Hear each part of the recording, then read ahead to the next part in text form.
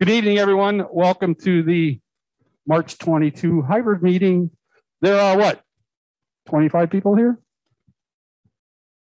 One per table. The rooms, I would say it's, yeah. So, all right. So welcome to the meeting. Let's see how this goes. Oh, that screen doesn't work. That one does. So, yeah. So here's the board. I am your president, Mark Jobe. In the room with me is Trina Johnson and Matt Dunham. And I don't see Gunnar. Conrad is in North Carolina. And John's here. Where's my mind? All right. I know you, the guy that's when I fall down, John picks it up. All right. So there's your board. There's our faces for all you people on Zoom that can't see us. Yes, Trina, we'll work on a camera for next time. New members. Here's all our new members. There are 9. Welcome. I urge you new members to get involved with our organization. There's lots of ways to be involved, and I challenge you to do it. More technical difficulties inside the room. Matt, you have to freeze me on your screen because you're hooked up to the house video. You have to freeze me. Pin freeze. Because I can't see my slide then.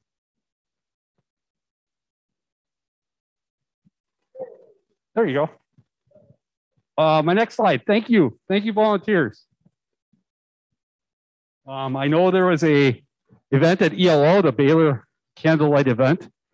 I know that was that well attended, Merle? A couple hundred people out there. So thank you, volunteers that were out there.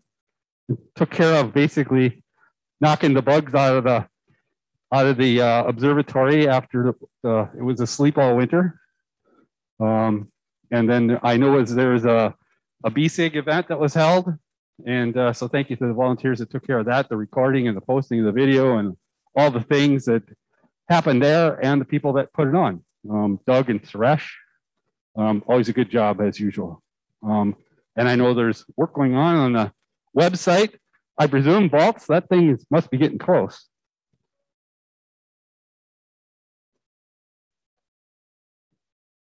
April 1, just in case you people online can't hear them. April 1st, no pool. No pool, cool, no pool.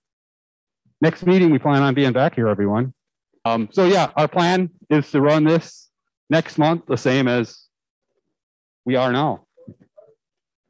Yeah, even better. Maybe we'll have a camera in-house. Maybe we'll have better audio. I don't know. I don't know that it's bad. I'll have to wait till I listen to it. Yeah, we'll listen. Some leftovers from last month. The board talked about, we went through the list of things that were discussed on the chat during the meeting last month related to the budget. The board decided that we're going to do a $200 or set aside $200 for student scholarships. And when that money is exhausted, Steve's going to monitor that. Steve's going to feed us and let us know how many people are using that. And as soon as we spend that $200, that's it. What's that? Yeah, for membership dues. So that's student membership scholarships. We're actually going to split. The student member would pay $10. The club will kick in $10. That way the member can be, or the student can be a member. And just to let everybody know, we're not asking any questions. So if somebody applies for it, it's going to be an honor system. And when it's gone, it's gone. 45 or older. Oh, Why? We don't even ask for their birthday on the application. That's a good one, Steve. I like that one. Okay, then the other one I noticed is that there was a lot of discussion about what's a special project. And when this year's board was putting together the budget, we kind of defined what a special project was. And we basically said that a special project is anything outside anything that's operational and necessary maintenance. And in reality, I think the way the board decided that is pretty much all maintenance is necessary. You know, for instance, the block wall at ELO, that's necessary. And that's not a special that's not a special project. That is operational costs. You know, special project is, you know, a new eyepiece, a new camera, a new telescope, the cart for the BAD at CGO, I know, is a new one. So I hope that helps clarify that for everyone that had the question. I know we probably weren't very clear on that. And here I am trying to clear that up. I don't think there's anything else, board members that are here, there wasn't anything else that was that big that we thought we needed to address. Okay, good, heads are nodding. Don't forget us on Slack. I know that community is growing slowly, but it's I can see its value even more now this last month, where, you know, we've created some separate channels that are just totally private, and, you know, you can do that. You can, I think, Chris, you can do that on your own. You can create your own private channel and invite or create a little group so that then anytime there's an update there, you know, all the members of that channel will see that. Or if it becomes such a popular thing, that private channel can become public. Nope, Chris says no. Okay, so you lose all that history then. Okay, so then if it becomes popular, we can create a public channel. Only thing is we lose the history, which, you know, may not be a bad. So the MAS is on YouTube, and we're going to try to get the new website to have a link to the YouTube channel, which I think shouldn't be a big deal. All my posts, after I'm done at the meeting and I have edited the movie down or the video down, I'll post it on Slack. I'll post it on the general announcements tab in the forum, and then I post it on YouTube. Well, actually, it's the other way around. I post it on YouTube, and then I post links on all those other places, along with my slides. And you could find that YouTube channel simply by doing anything search, any browser search. Just do YouTube, Minnesota Astronomical Society, or Minnesota Astronomical Society YouTube. It'll come up every time. I think that's enough there. Anton is in the house. Anton, come right here. I'll let you use my microphone. I'll meet you halfway.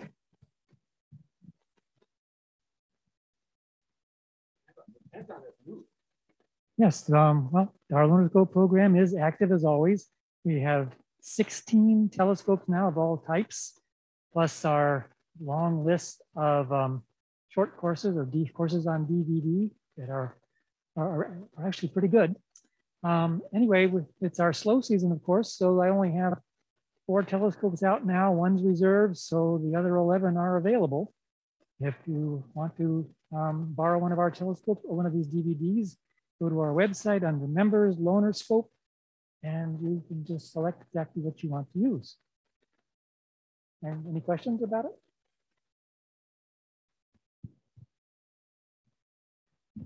Thank you, Anton. I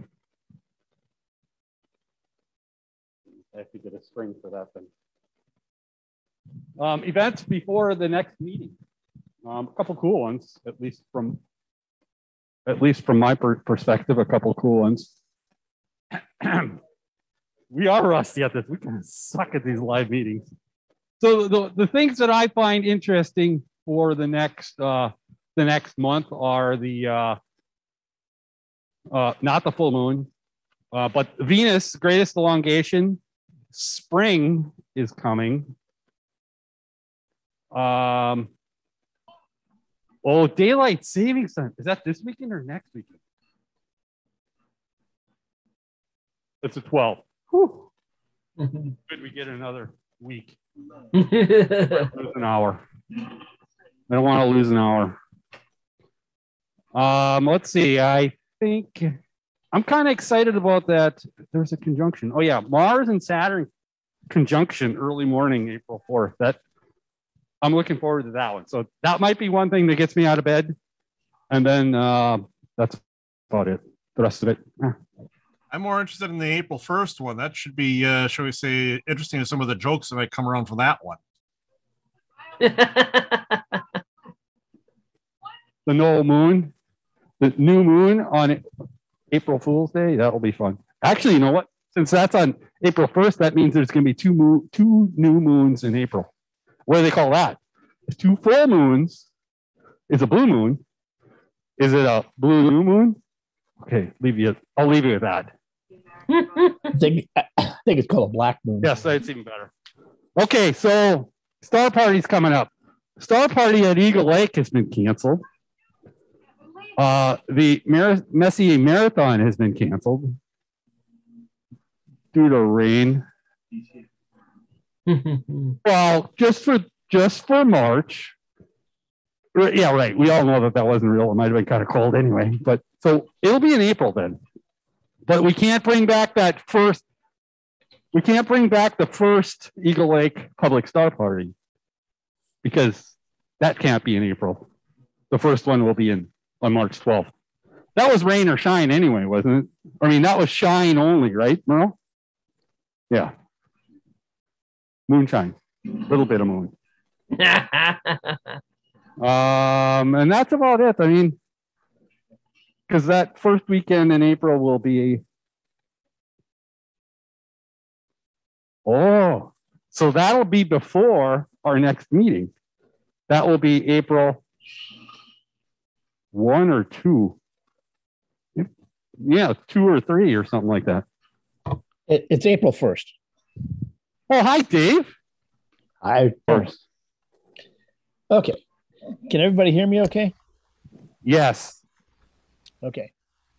All right. So as many of you know, we have been working for quite some time to revise and improve our Constitution so that we are more current.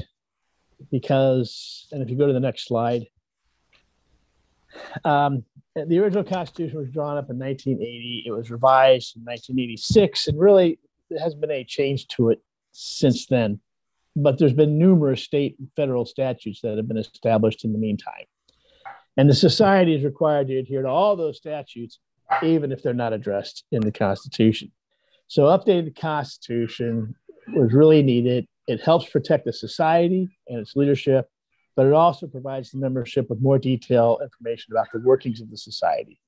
And it's much more informative. It will be much more informative when it comes out. Okay, next slide. So the first thing I want to do is I want to thank the people who worked on this because it was a lot of work.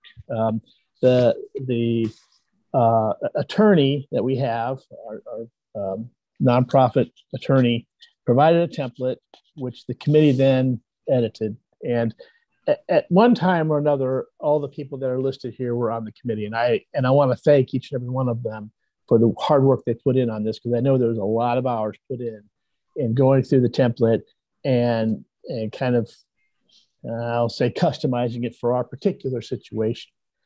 And so we no longer are going to have a constitution per se, unless you want to just lump what the two documents are and say it's all a constitution.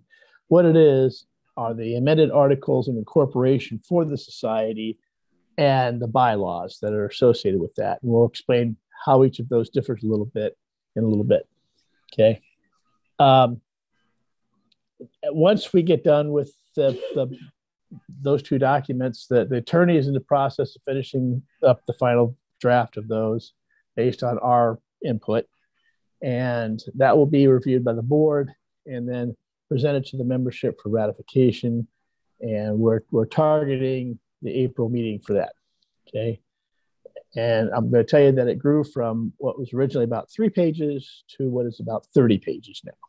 So what I want to do today is just to go through and highlight what those 30 pages encompass. Okay. Any questions up to this point, Mark?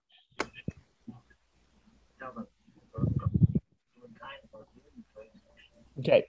So we're going to start out with the, can you hear me still? You okay? Everything?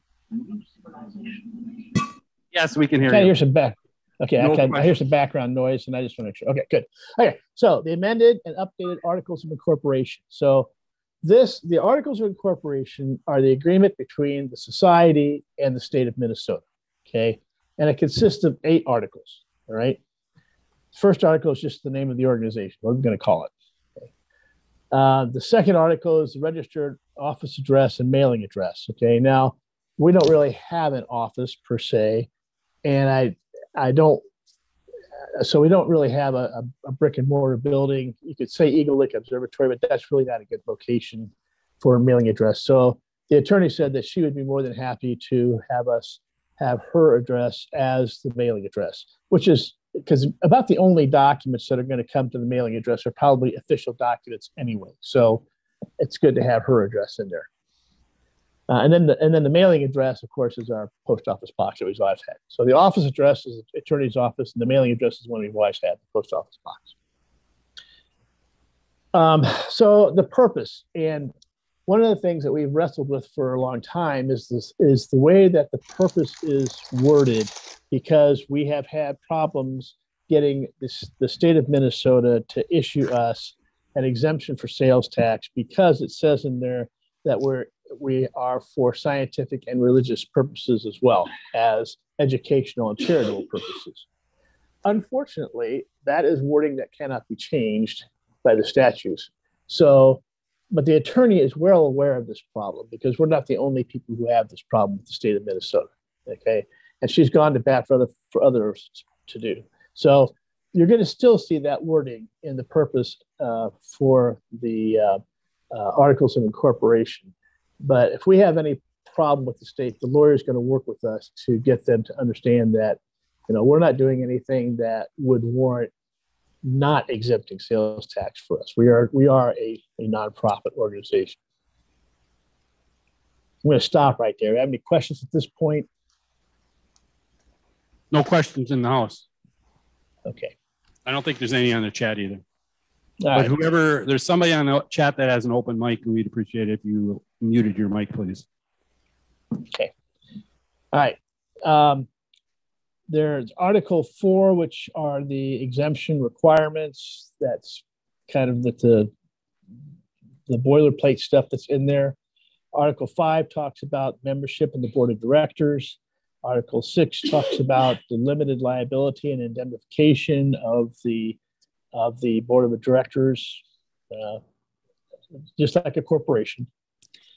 There's Article 7, which talks about the conflicts of interest, and that's kind of important, because we want to make sure that there are no conflicts of interest, especially between the board members and what the society does. And the board members will be required to sign a statement annually that they have read and understood this section. Okay. And then finally, Article 8 talks about the duration and dissolution of the society. Basically, the society is going to remain in perpetuity unless it's dissolved for some reason, as determined by the board of directors. So, again, a lot of this is boilerplate stuff that needs to be in there in order to meet the requirements of the statutes of the state and federal government. Okay, that's it for the Articles of Incorporation. Any questions? Okay, let's go to the next slide.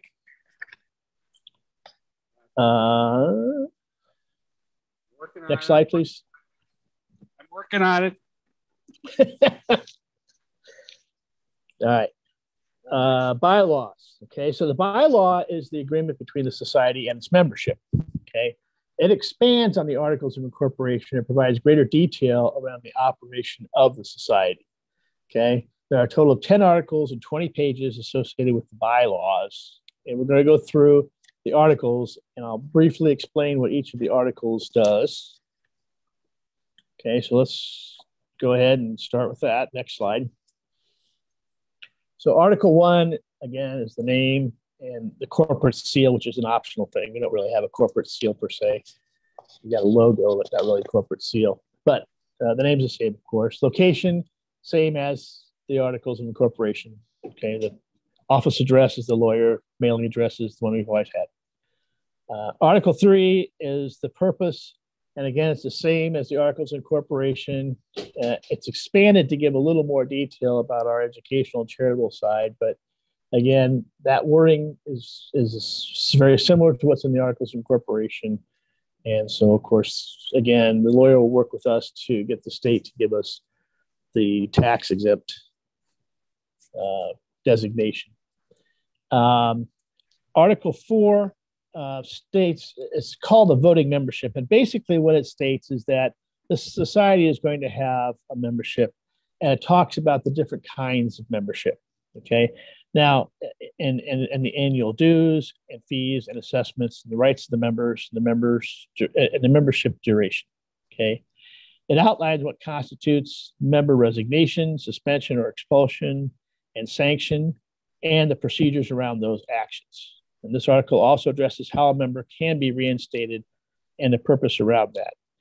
I should say that in this, one of the things that we do constitutionally now is that the board will establish what the membership dues are, just the base membership dues, which right now is $40.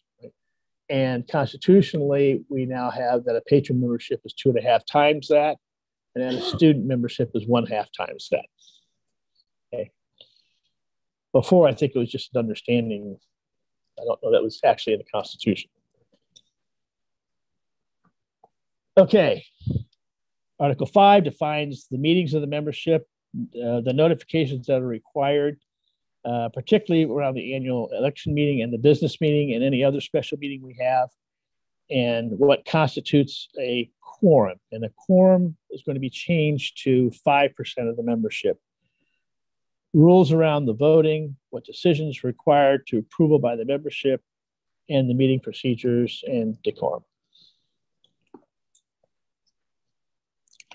Article 6 defines the number and the qualifications of the board members, their governing powers, their terms of service. And I'm going to say here that one thing that we did do is for the board members that are not officers, and we'll talk about officers in a minute, not for board members that are not officers, we are establishing that they can have a maximum of 3 consecutive terms before they need to take a year off and run for that office again.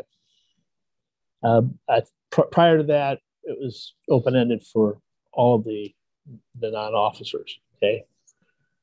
Article 7 talks about the officers, and the officers of the club are the president, the vice president, and the secretary. The treasurer is not considered an officer of the club. Okay. The secretary has a term of, again, establishes a term of office of 3 consecutive terms, but the president and vice president, as we have had in the past, will have limitations of 2 consecutive terms before they have to take a year off. I'm going to stop there and see if there's any questions about that. No questions. Okay. Wait, Dean?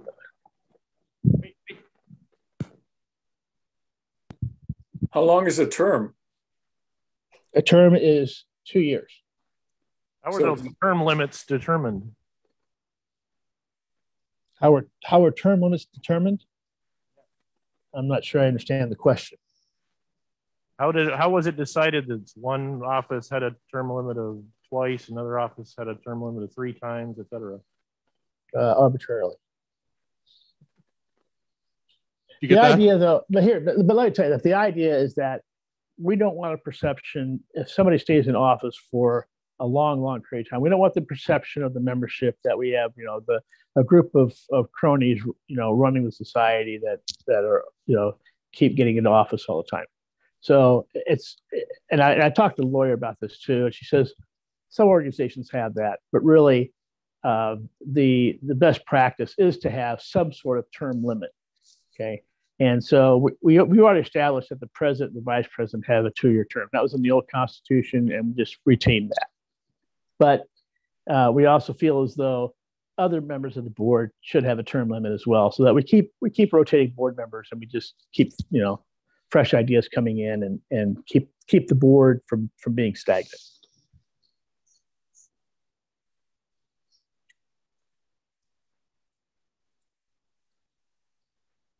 Dean, does that answer your question? The attorney is Jen Urban.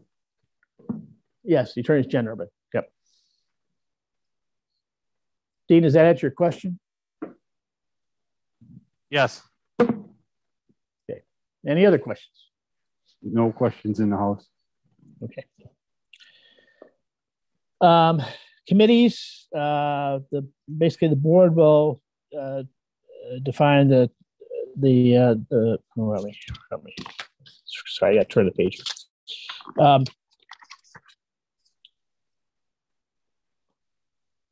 So it provides guidance on the committees and reporting structure with the board of directors. Essentially, the board establishes the committees, and the committees report to the board just the way it is today.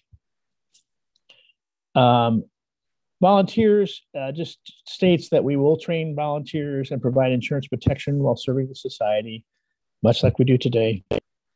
And finally, Article 10 is the management and some miscellaneous provisions. It talks about the financial year, which for us is the same as the calendar year, the maintenance of the books and accounts, periodic examinations and audits, something we don't have right now that we need to establish. It's very important. Rules around publication, the media, any affiliations, and the establishment of policies and procedures. And finally, it provides rules around amending the articles of incorporation or bylaws. Okay, so that's next slide. Okay, so that's a very, very, very high view of what the articles of incorporation and bylaws consist of.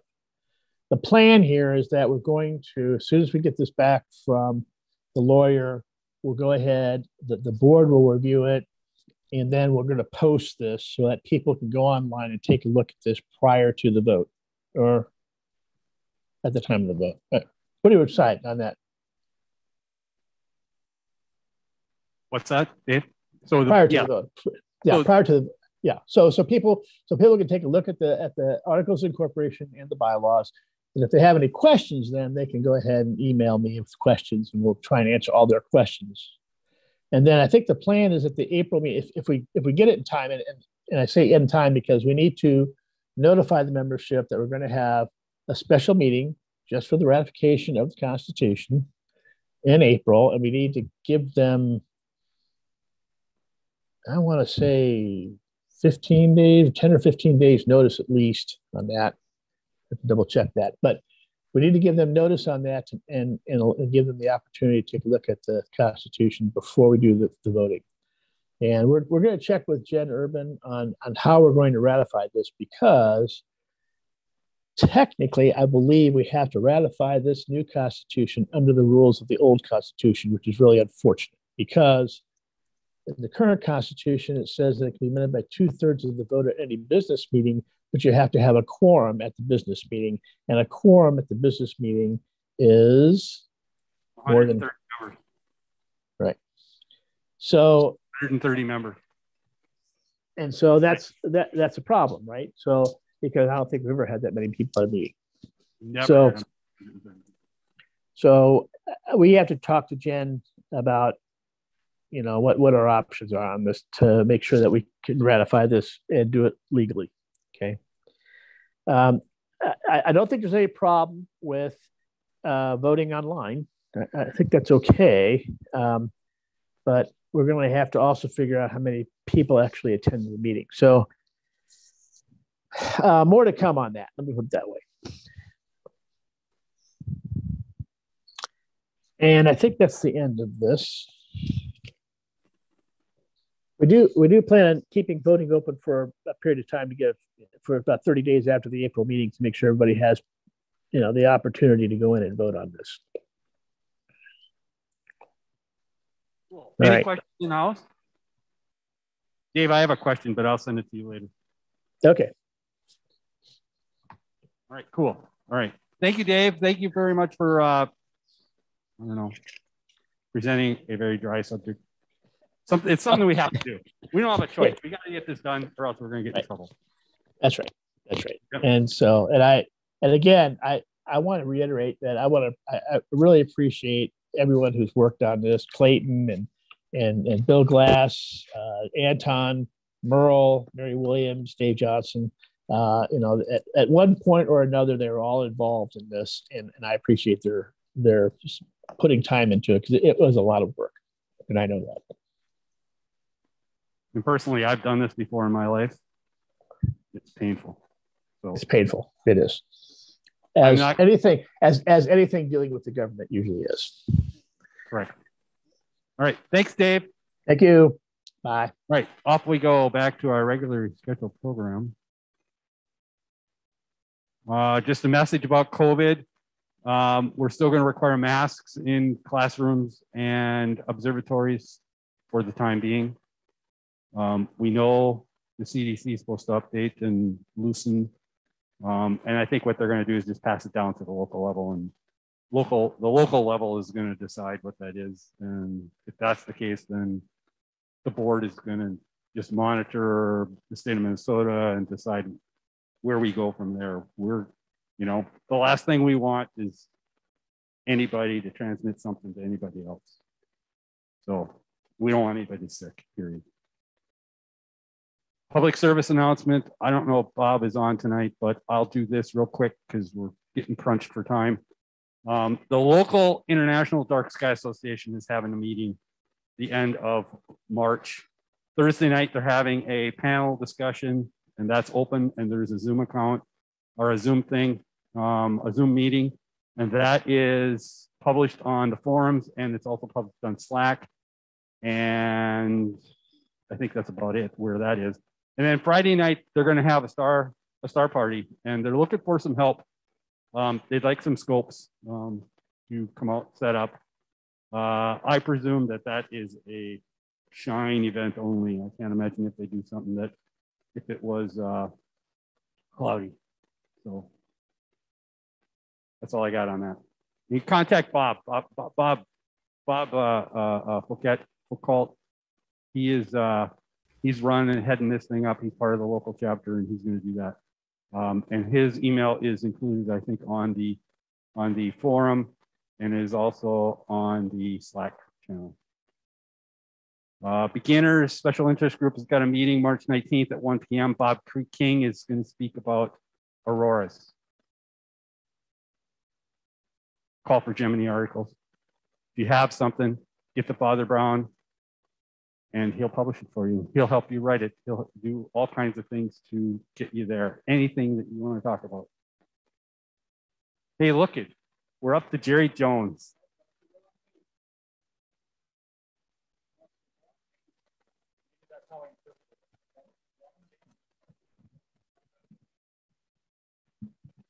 Good evening, everyone. The name is the Crabby Cat. No, it's not. No, it's not. Okay, can anybody get the idea why this better known constellation might be called the Crabby Cat and not the Angry Cat? The Crabby Cat. Okay, here we go. Two comments. First of all, my personal thanks to those of you who worked on the Constitution. It is thankless work, but it is crucial. So Merle and Anton, those of you in the room, thank you so much for working on that. And secondly, I really would encourage you to come to these meetings. This is really fun to see everybody. So those of you who are online, please consider coming. Okay. It's called the Crabby Cat because tonight I'm going to share with you two little known constellations, the Crab and Lynx. i.e. the crabby cat. Not the angry cat. Sorry, Mark, the crabby cat. So we're gonna first get to, and the reason why I picked these two is that these are two constellations that unless you kind of look for them, you're likely not to see them. They're not terribly bright, but they've got some value for being involved there. We'll start with the crab first, with the Cancer. The Cancer is the Latin word for crab. It's one of the 12 constellations of the zodiac. It's the faintest constellation of the zodiac. First cataloged by Ptolemy and the Almagest in around 200 AD. Supposedly, the mythology around the crab, and let me just show you what we perceive it as. There's the that's what we see. There's the traditional. That's what we see. Supposedly, the goddess Hera sent the crab, the Cancer, to defeat Hercules, to distract him when he was battling the Hydra. And there's two descriptions as to why Cancer got into the sky. Either Hercules kicked him into the sky, quite a kick, or Hercules crushed it, and Hera felt so bad for Cancer that she put him in the sky. Although Cancer did not complete its job, and so it wound up in a rather dim part of the sky. So that's the story there. That's hence the reason why it's supposedly in that area. It is the 31st largest constellation, 506 square degrees. And its brightest star, this is why you can't always count on the Bayers, is Beta Cancri. And so there are some interesting things in this, and hence the reason why I wanted to share it with you. Oh, I'm going to put this down.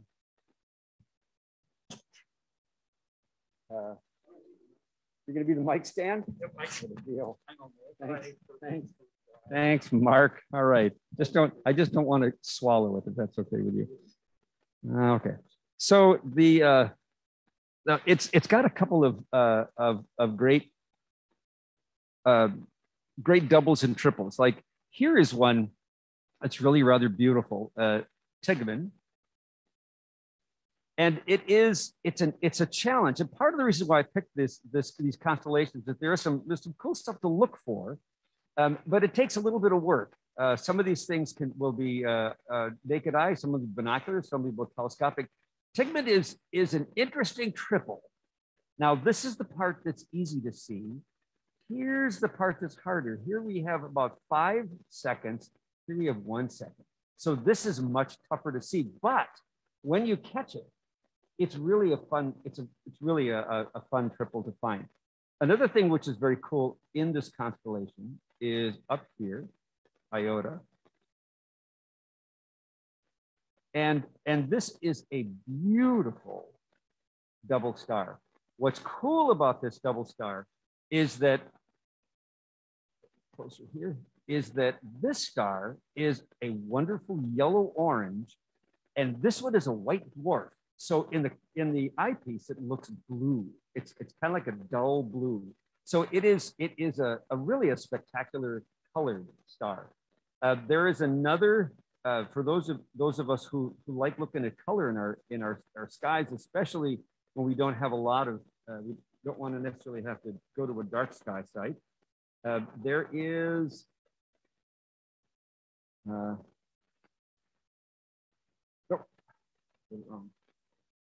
X Cancer.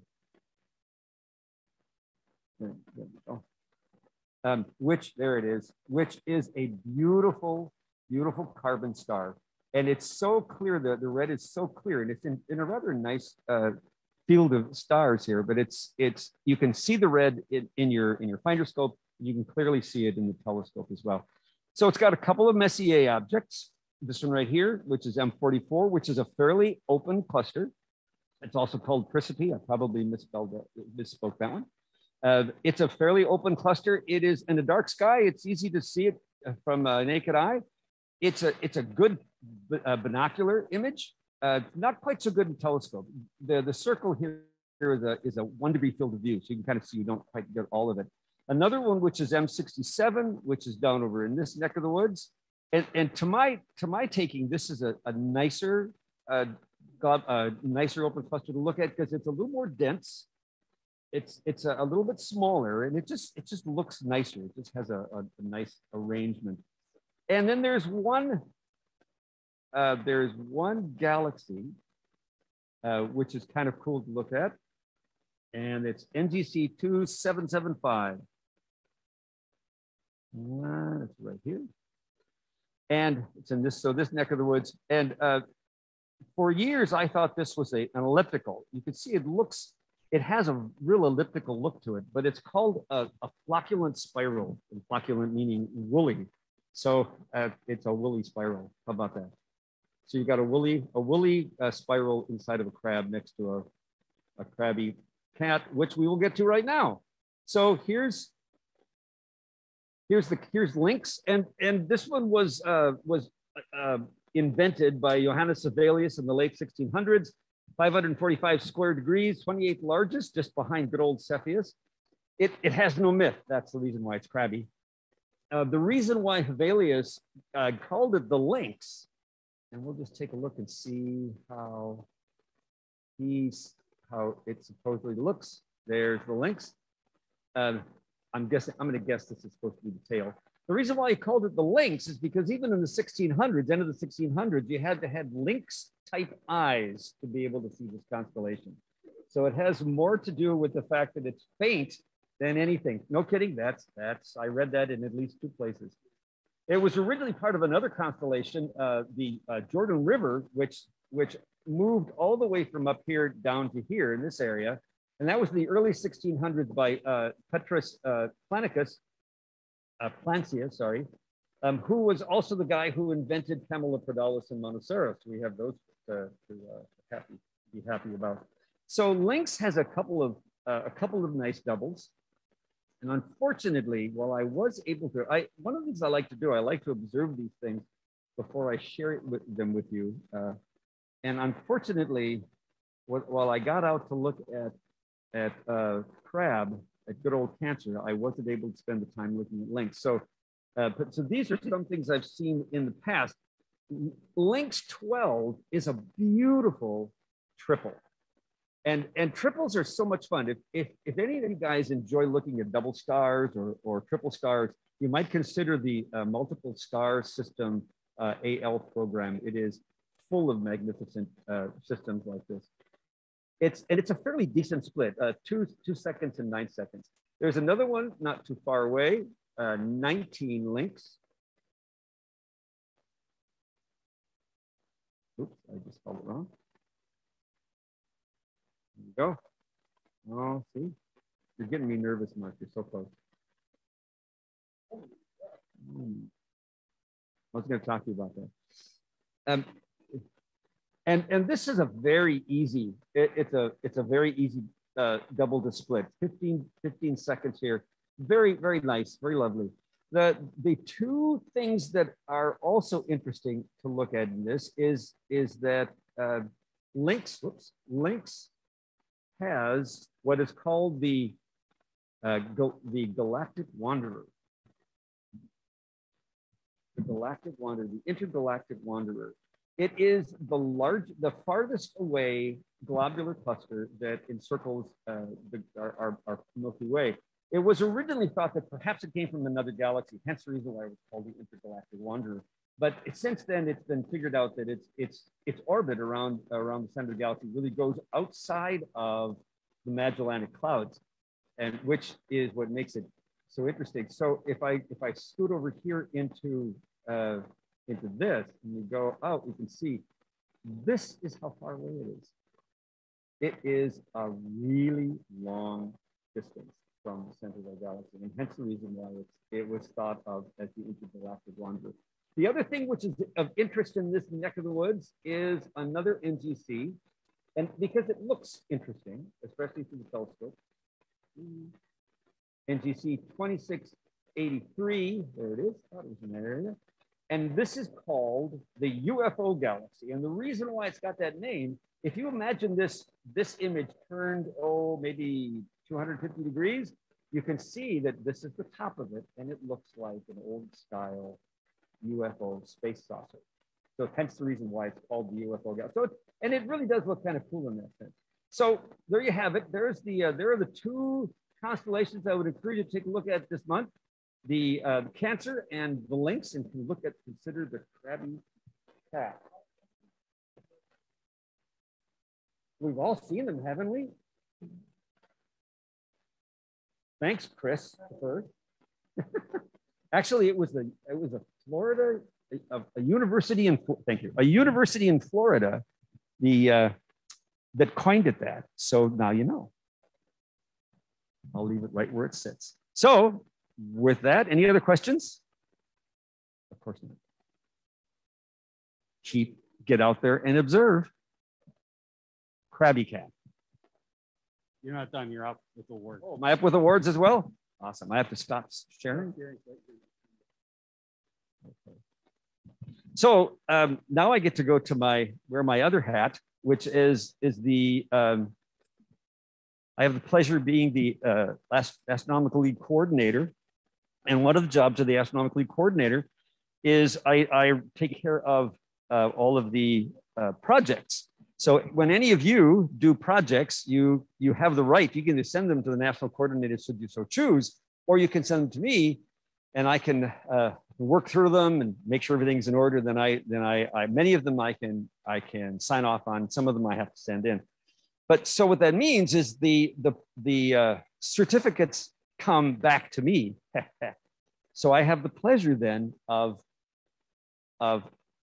being able to hand them out at the meetings, which is a delight. So the first one I want to hand out is John Simich. He completed his Solar System Award. Applause, applause, applause, applause.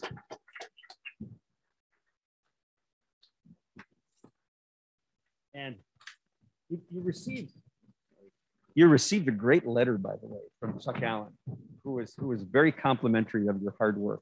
So that was pretty fun. Here it is. Congratulations.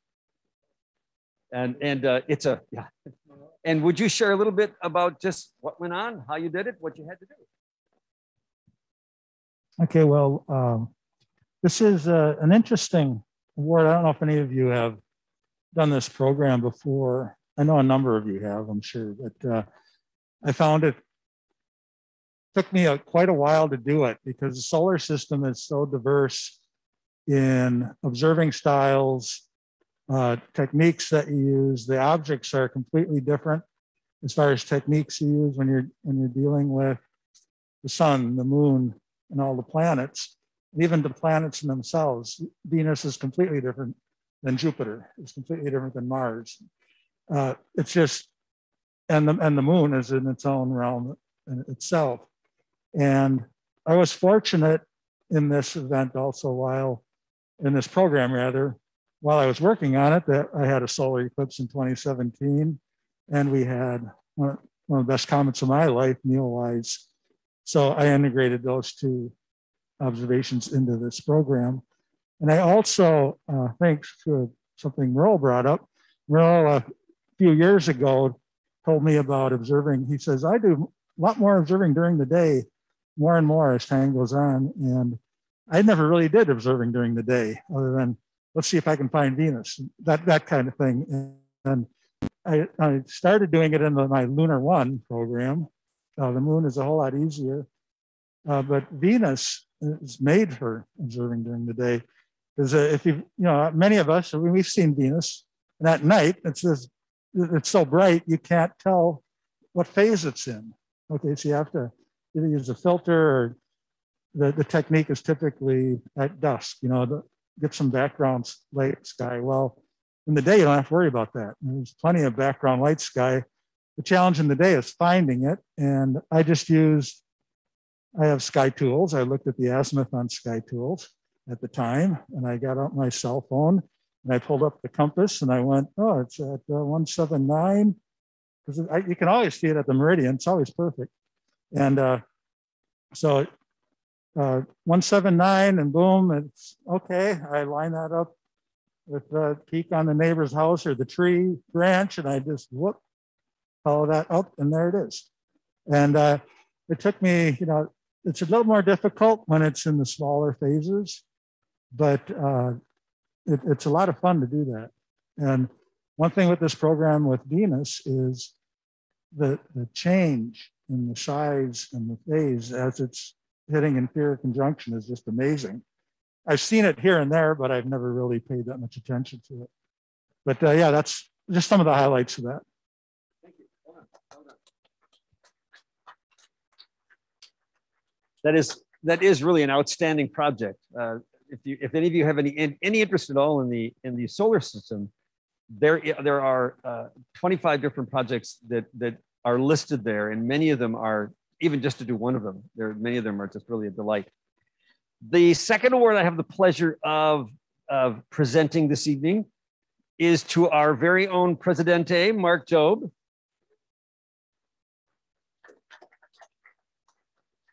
Who has received 2 awards tonight.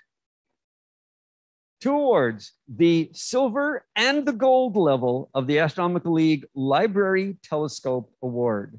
Now, some of you may not even be aware that the Astronomical League supports the whole concept of the Library Telescope program, but they do. And this is something that Mark has been involved in along with Mark Boyd for many, many, many years. And I have the pleasure of, I got my silver. The silver only takes 20 hours. The gold takes 100. And so it's awesome that this whole program is getting more and more traction. But would you share a little bit about how it's going, what's happening in our state, and your involvement in it?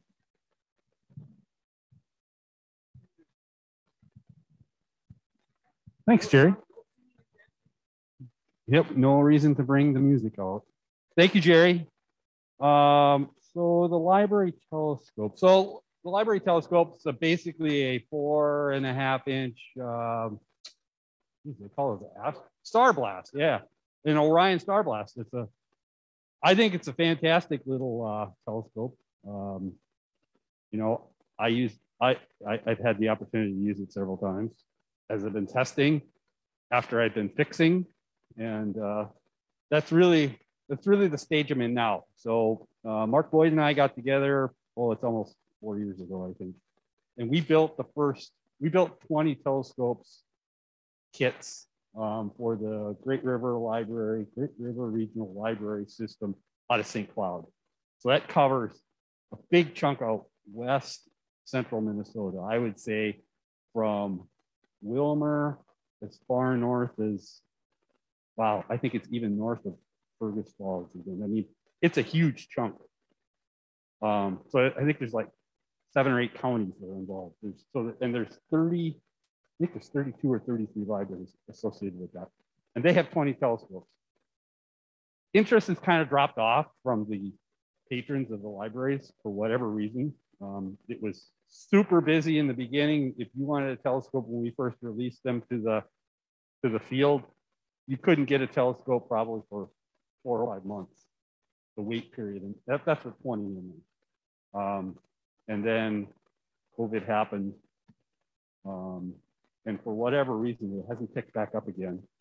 What's cool about the telescope is that you basically get this kit. We put this kit together. It's got star charts. It's got the Turn Left at Orion book in it. At least our kit does. It's got a red flashlight. It uses a red dot finder. We're kind of trying to gravitate away from that. We haven't found that perfect solution yet because I'm tired of working on finders. Because that's the biggest, that's the weakest link. The finder is the weakest link. It's, you know, it sticks out there. It's the first thing that gets knocked off. But this whole program started out of New Hampshire. It's New Hampshire Library, New Hampshire Astronomical Society or something like that. Yeah, that's what it is. They started a program. They have like, I want to say they have almost 500 telescopes in the state of New Hampshire. I'm thinking just off the top of my head. And then they got together with St. Louis, and St. Louis has got another 300. And I'm actually part of that whole group where there's 10 or 12 of us every month that get on a conference call and talk about library telescopes, the problems we're having, how can we grow this even more. I think we're down to a handful of states, like 4 or 5 states, where we don't have a library yet.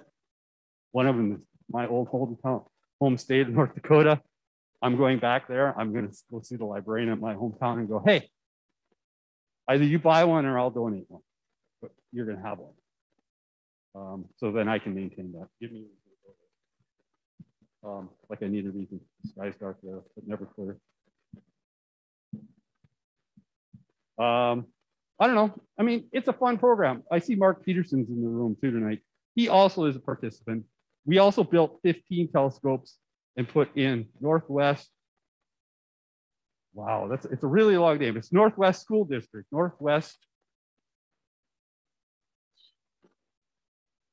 Suburban something. It's up there. It's out of Osseo, Maple Grove. You know, stretches all the way out to my town, Buffalo. There's a great school in there. It's part of that school district. They have telescopes. They called me one day and go, hey, can you come work on a telescope? Of course. Guess what was wrong? Battery was dead in the finder. Again. So that's all I got. Up there and observe. All that. All right. So let's see. Next month. So next month, our speaker is Nancy Atkinson. And I got a couple shameless plugs in here for her. She's got a couple books. If you go online to her website, you can order her books. She'll sign them and send them to you. I presume she's going to be online next month.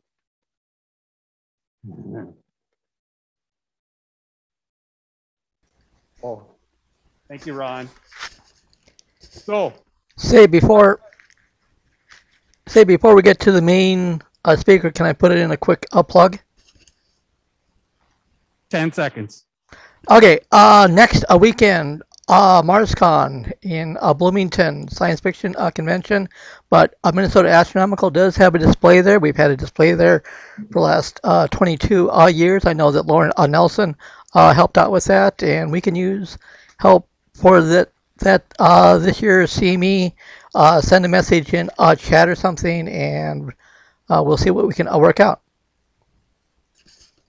I'm done. Thank you, Ben. Okay, so tonight our featured speaker is Dr. Nobiello. She is with NASA postdoctorate management program. She's a fellow and science communicator at Goddard Space Flight Center. She's an expert in Europa, surface geology and geophysics, asteroid surface geology, the Kuiper belt. Oh boy, I remember that one. Humea, I'll just go with that. And she's currently building her skills in exoplanet populations and statistical analysis. She's the lead communications. She is the lead of the science communications working group. And she's an expert in facilitating interdisciplinary research. So everyone, I want to welcome Dr. Jessica Noviello to our meeting. I'll stop sharing my screen and the floor will be yours. Oh, and fantastic. There's applause in the room, just to let you know, Jessica. I hear it. Thank you, everyone, for the warm welcome. I do need the host privileges so I can share my screen.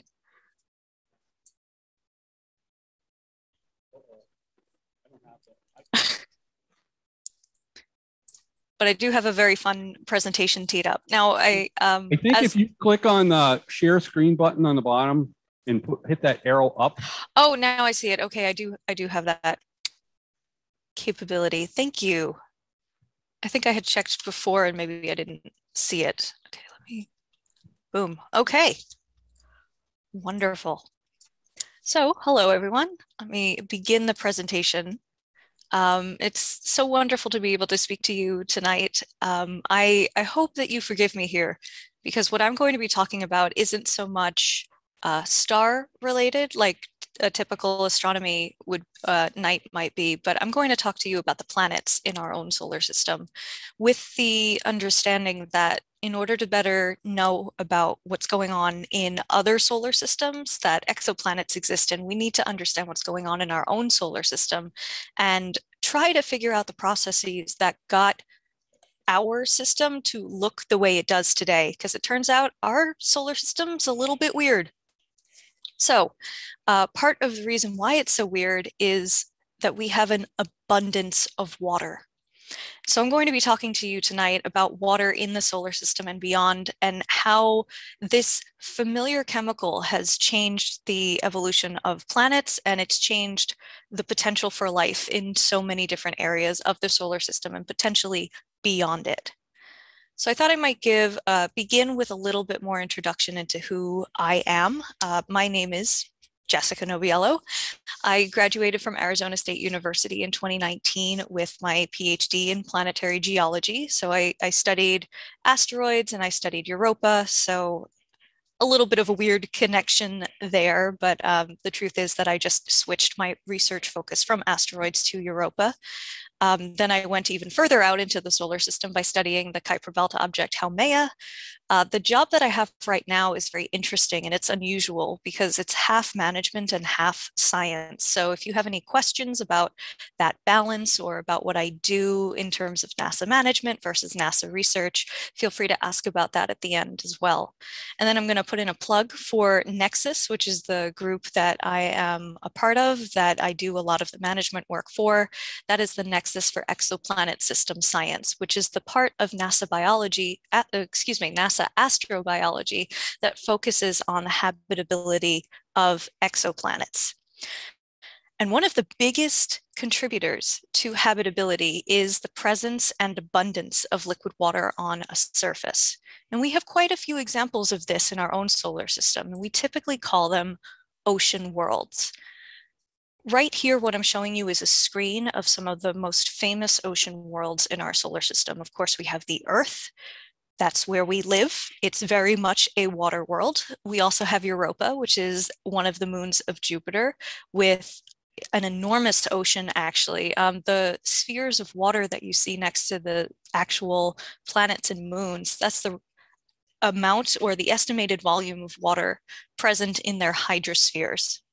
So it is actually correct that Europa technically has more water, liquid water, than the Earth does, to give you a sense of perspective of how massive that ocean is. And then Titan, one of Saturn's moons, actually has even more water than that, although it's locked up in many different layers beneath its subsurface. And we're going to come back and talk about all of these places a little bit more in the future.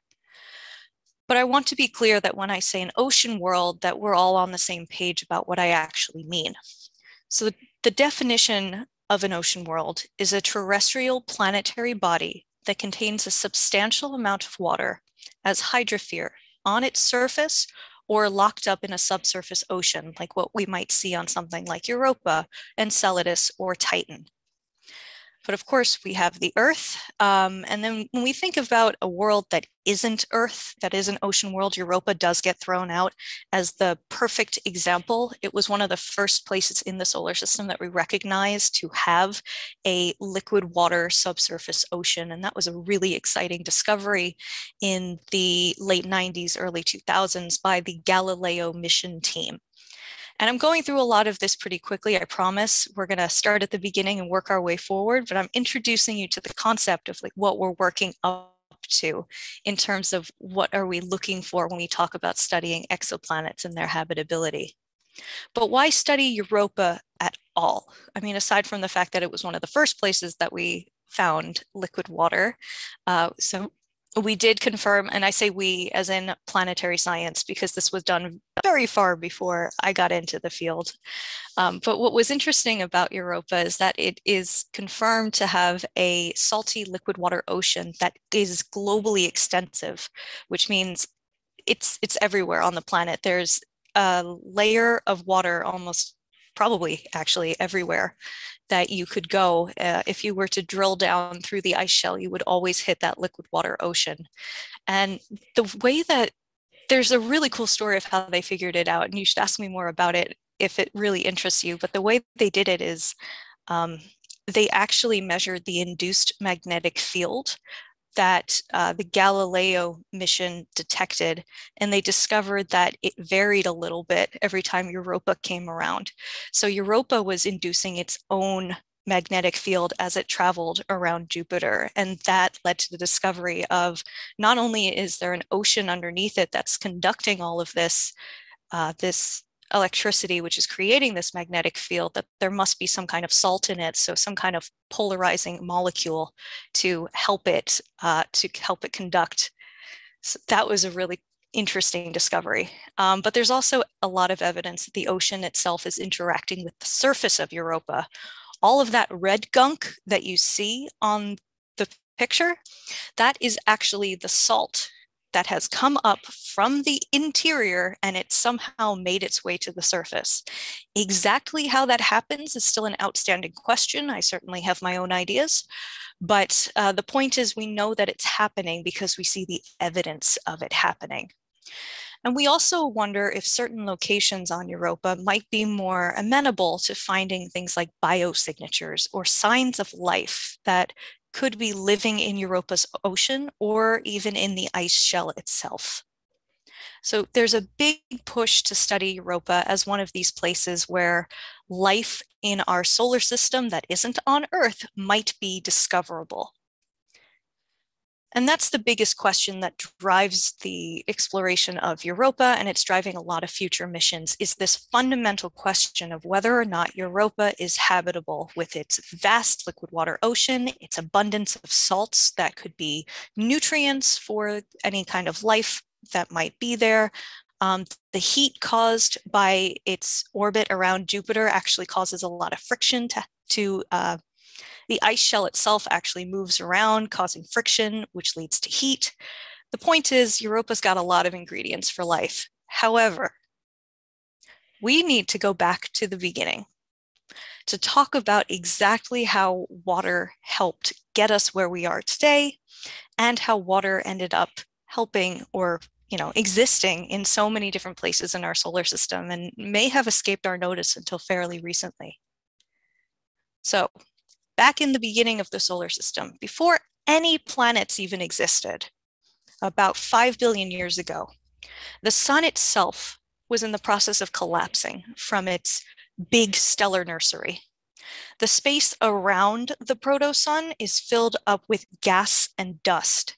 It has a momentum to it that's allowing it to start rotating. It's starting to heat up. It's cold at first, only about 10 Kelvin, but it actually starts to heat up as it collapses. All of that friction and all of that collisional energy as it collapses from a cloud into a disk is starting to heat up all of this gas and dust. And it's this gas and dust that will eventually form the planets that we see today.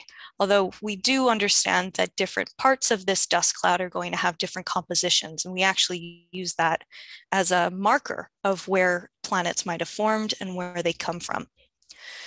So here are some pictures of what these molecular clouds could look like. I'm sure that to many of you, these images are not unfamiliar. Of course, we aren't able to look back in time at our own solar system. So the way that we understand how any of this process happens is we have to look at other planetary systems. We have to look at other galaxies and other star forming regions. And that's an entirely different branch of science from what I do. But it's incredibly important too, because whatever is happening here is setting the foundation for any kind of planetary growth that happens later. And without having the right ingredients at the right quantities in this stage may lead to a solar system that is never even capable of supporting life. So all of these pieces, while they're vastly different in terms of how we approach them in studies, they're very interconnected in terms of the questions that we need to ask to understand the process of life. But there's another important detail that's going on, especially within our own solar system, and that's something called the snow or the frost lines. So the blue line on this figure actually represents the snow line. So it's where water inside of that line, so to the left in this figure, the proto-sun is too hot. It is evaporating all of the water. No water can condense. There is no liquid water within this line. But beyond the line, to the right of this line, ice can finally accumulate. It's cold enough out there that things that are icy as well as dusty and a little bit gassy can start to form. So right away, we have this dichotomy between things that are covered in ice and things that are not covered in ice. Different types of volatiles as well. So water is a volatile. It's something that will evaporate at a relatively low temperature. But things like carbon dioxide and methane and nitrogen are also in that mix as well. And that's why we see different compositions of planets as we move out in the solar system. So we just expect something like this to happen. However, you might have noticed that the terrestrial planets, like what Earth is, were formed inside of that snow line. So if all of the water from Earth, or if all of the water could not condense inside of that snow line, how the heck did Earth get any of its water? Because clearly, you know, we have a lot of it. It's very important to our daily lives. So Earth actually has had water, liquid water anyway, for at least 3.8 billion years. So not the entire length of time that the Earth has existed, but for most of it, and it's very important. So then the question became, well, where did the water come from? And of course, one of the first things that we pointed to was comets, because the comets are balls of ice and dust that soar through the skies. And billions of years ago, there were probably a lot more that might have actually hit the Earth at some point. Maybe that was a delivery system for that water. Maybe it was the comets. But different missions actually went to sample comets, and it turns out that the oxygen isotope ratios don't match, of the comets don't match the oxygen isotopes of Earth's oceans. So that idea kind of fell apart just because the chemistry didn't work out. But then the question was, well, okay, but if it's not comets, then what could it be? And so the other side of it was asteroids. So this is that connection of asteroids to ocean worlds. Is asteroids, different types of them, can actually contain a lot of water. It's just wrapped up in a lot of the molecular structure of different minerals that are present in asteroids. And then there's the question of maybe the Earth itself. If asteroids could have water locked up in its rocks and minerals, well, what about the Earth? And this is an idea that is definitely taking a lot more study. It's not a fully fledged idea, but as I understand it, it's an area of active research in Earth science, just how much water is actually inside of the mantle.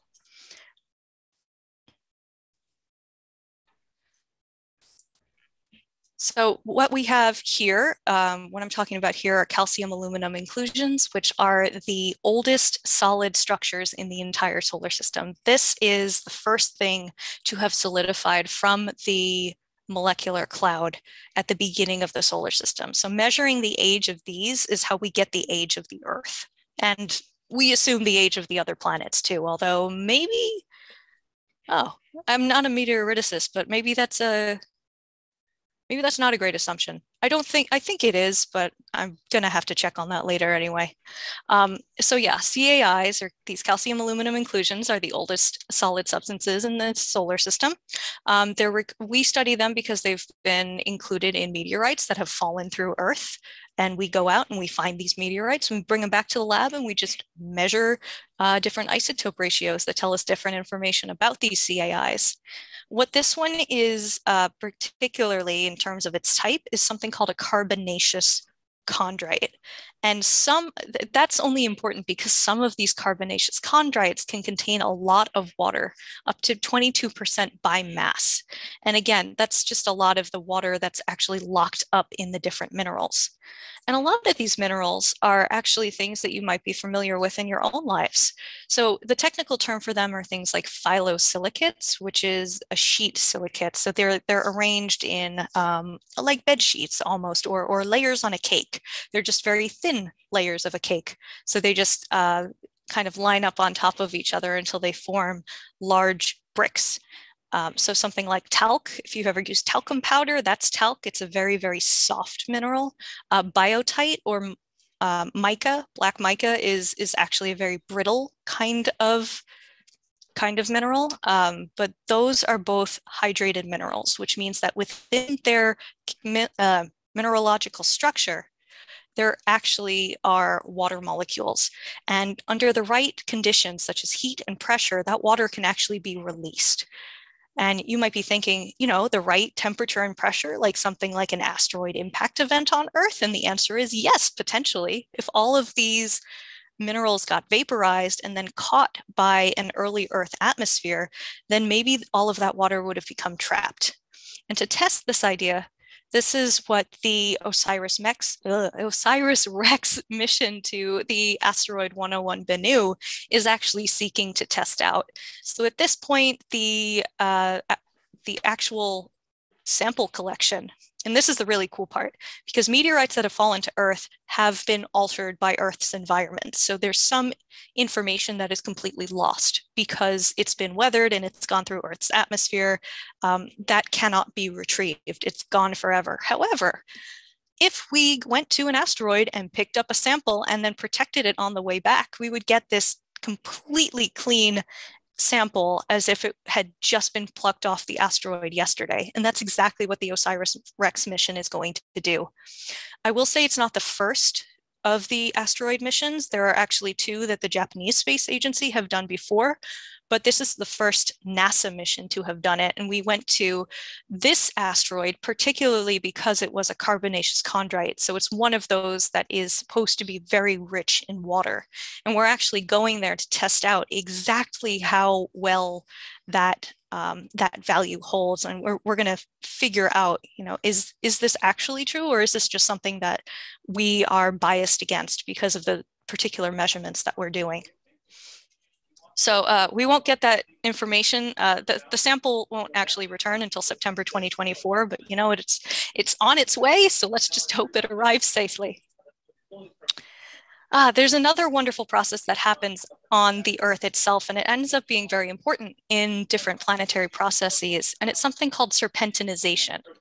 And that is when there is a lot of water added to a rock that is under intense heat and pressure, and it actually changes the physical structure of the rock itself with this forced addition of water.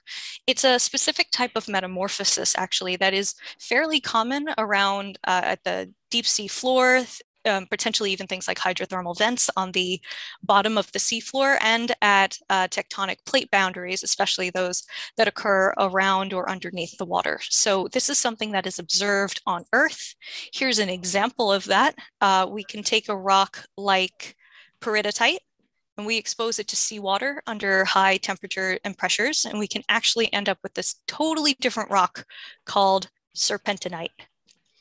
So that is what happens as an example on Earth, and we have to think, well, maybe there's some kind of pressure that's going on other planets, especially as they are getting bigger and bigger and bigger. So maybe we have to take this into consideration when we're talking about how planets grow. There we go. So we get into the point where we can finally start talking about water in Earth's mantle. We have these hydrated minerals like clays, so different clays made up of those phyllosilicates. Potentially, they make up a large part of Earth's interior. Now, I'll confess that this is not my area of expertise, but this is how I understand it to happen. But because of all of the potential serpentinization that has happened as a result of these plate boundaries that happen underwater, there could be as much as 10 times the amount of water in Earth's oceans locked up in the mantle. That does not mean this water is accessible. Of course, it's in the mantle, and we've never been able to drill down that far. But it could be there. And if it is there and it gets to the surface, that could be a massive change for anything that happens on the Earth. And the reason we can even guess at this is because of studies done on volcanic rocks or the different magmas that have come up through the Earth to the surface for people like volcanologists to study. All right, well, now that we've finally gotten to the part, where we can talk about what is going on in the solar system and where water is within the solar system, because clearly water itself is a very complicated thing. It can fundamentally change different aspects of a planet, especially how it's perceived. So perceived by our telescopes and how the data is interpreted. So we're going to start with the planet that's closest to the sun, and we'll talk about how it's a little surprising that there is ice on Mercury.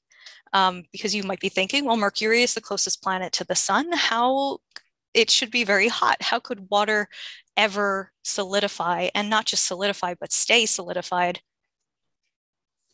Sorry, my cat is getting, my cat is interfering. But anyway, so the point is that there is ice on Mercury, and it's within these craters. And actually, these craters are so deep that the sunlight never hits some parts of the crater. And that's where the ice tends to hide. Or, you know, maybe not so much hide as just, well, not hide from us, but hide from the sun. And these are permanently shadowed regions, or PSRs. And in some places, the ice deposits are estimated to be as much as 135 feet thick, which is a massive amount of ice. If you think about it, like that's a lot of potential liquid water to be released if it ever actually got hit with the sun, or maybe there was another impact event that changed the geography of the crater itself. Suddenly, no more water on Mars, or sorry, no more water on Mercury. So what's really cool to me about this is that all of this water had to have gotten to Mercury at a later point, well after it formed. And Mercury itself is a big question mark in planetary science, because its core is such a large part of its actual fraction by volume and by mass. So there's a big question there of like, how could something that with that big a core have formed and then also had all of this water on top of it? So big questions in planetary science just on Mercury. But then we can also talk about the moon, which also has some unlikely ice. The moon doesn't have an atmosphere, neither does Mercury. So what's the story there? But the point is that the moon does have water, and it also has these PSRs, these permanently shadowed regions. And there's actually, there are a couple of missions now who are going to look at it. But the one that I knew the most about was this one called Luna Map, which is actually a CubeSat mission. So it's like the size of a shoebox, but it's designed to go to the moon and look, go into a polar orbit and actually look for these permanently shadowed regions and try to estimate the amount of water that is on the moon. So that is, it will be launched soon, I think. I don't exactly remember the date, but we're definitely looking for water on the moon as well in much more detail. We also have to talk about Mars, of course, because there are clays on Mars, and there's a running joke where it's like, every month the planetary scientists discover water on Mars. It's very much a running joke, even in our community, but it's true because we keep finding all of these new places where it's like, whoa, water was here, water was here. What does that mean? And how did it change these rocks? And we're still looking at that, and we're still, we're shooting lasers at rocks on Mars to try and figure out all of these details for how these different rocks formed. This is a particularly wonderful example of something called mud cracks. So mud cracks form when there is a muddy lake that very suddenly dries out. It desiccates very quickly, and it actually holds all of the cracks that form as the water is being released from the ground. So this has been immortalized now in this clay, or this fossilized clay that we see. And it was so famous, it even got a nickname called Old Soaker. So here's one example of potential, or at least former, water on Mars. But we also have evidence of ice on Mars evaporating right before our eyes, or I suppose more accurately, sublimating right before our eyes. So the Phoenix Mars lander actually was able to dig into the ground. This was a mission that was very active in the late 2000s-ish. So 2008 is specifically when these images were taken. It dug down into the surface and exposed some ice. And then just a couple days later, the ice itself had sublimated away. So there is erosion of ice happening fairly quickly on Mars. And that was a pretty interesting discovery, that Mars is not just this stagnant place. It's a place that is constantly changing even today.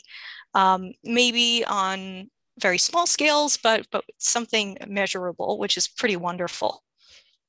As of now, though, most of the ice that we see, it's either buried underground or it's at the poles or it's at the very, very, very top of different mountains.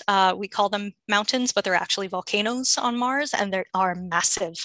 The biggest volcano in the entire solar system, Olympus Mons, is actually on Mars. So it's a very interesting place if you want to study volcanism. But speaking of volcanism, let's talk about ice volcanism or cryovolcanism.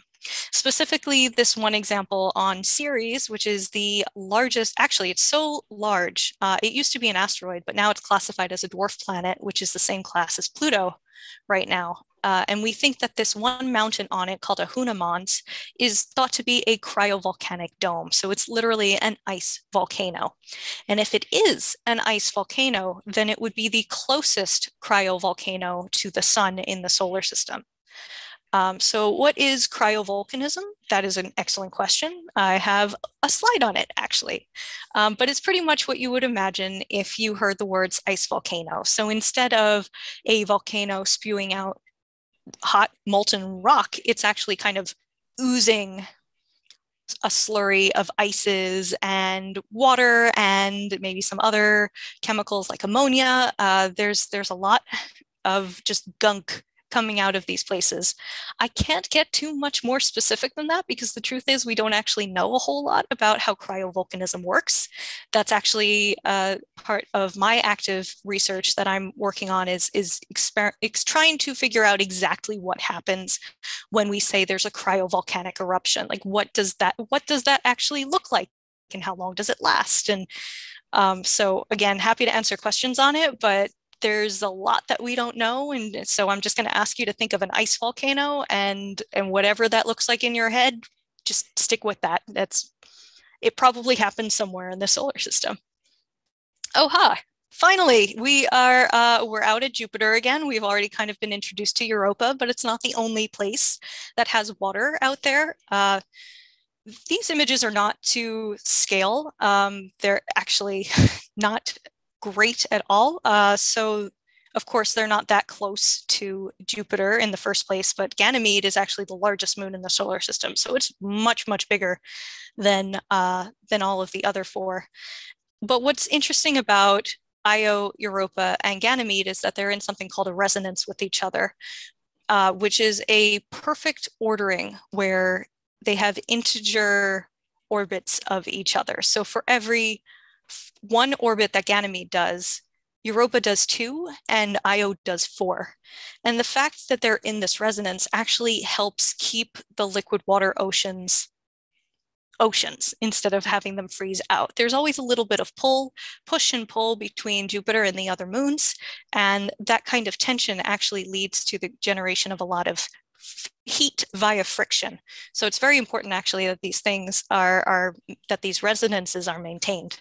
Now again, Io actually does not have a liquid water ocean, but we think it actually has a molten rock magma ocean underneath it. So it's the most volcanically active body in the solar system, not cryovolcanically, just volcanically active. So it's a wonderfully interesting place to study, but probably not a great place for life. Europa is much more amenable to that, and potentially even Ganymede.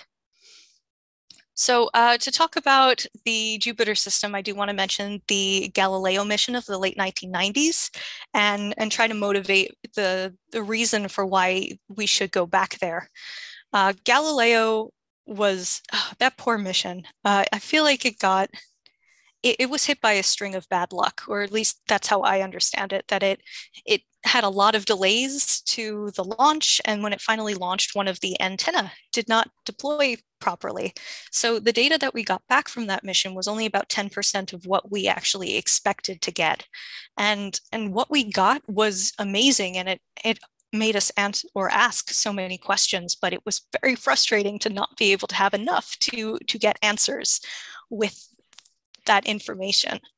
So what it was able to return, though, especially of something like Europa, was a wonderfully diverse set of geologic characteristics on the surface that points to a very interesting geologic history.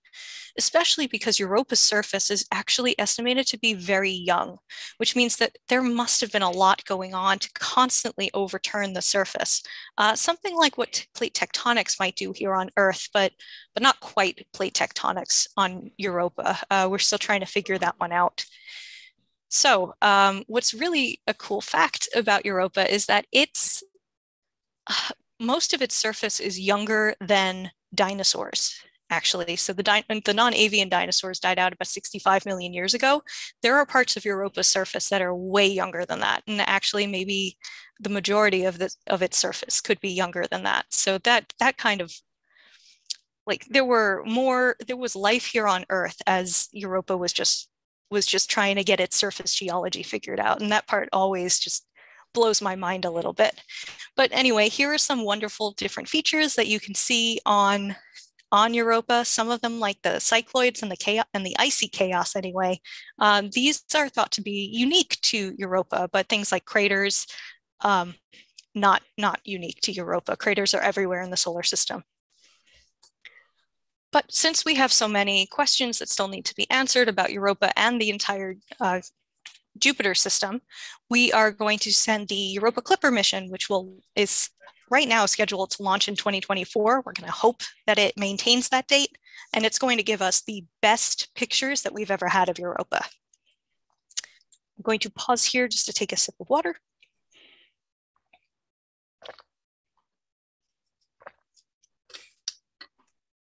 Okay. Well, that's enough talking about Europa, I think. Let's talk about Ganymede, the biggest moon in the solar system. What's really cool about Ganymede is that it has multiple layers of ocean, whereas Europa is thought just to have one. Ganymede could have two, maybe even three, kind of sandwiched in between these rock layers and these ice layers and these more ice layers. It's just a really cool kind of system. And because we don't have great measurements of things like its moment of inertia, we are still trying to figure out exactly what the structure of Ganymede's interior is. But we are trying to, and we're just trying to figure it out, but we do know that there is a liquid water ocean. So again, it's kind of just the idea of an ocean world is expanding the more that we know about. Like, maybe not Mercury, but Mercury has water on it. And maybe Ganymede, even though it's really hard to get to and to study, Ganymede could maybe be one of these places for life in the solar system that we at least need to consider. But we also have Callisto, which is, I said that Europa's surface was very, very young. Callisto actually has one of the oldest surfaces in the entire solar system. Every single white dot that you see there is a gigantic crater. Europa doesn't really have a whole lot of craters, but Callisto has so many. It's the oldest surface in the solar system.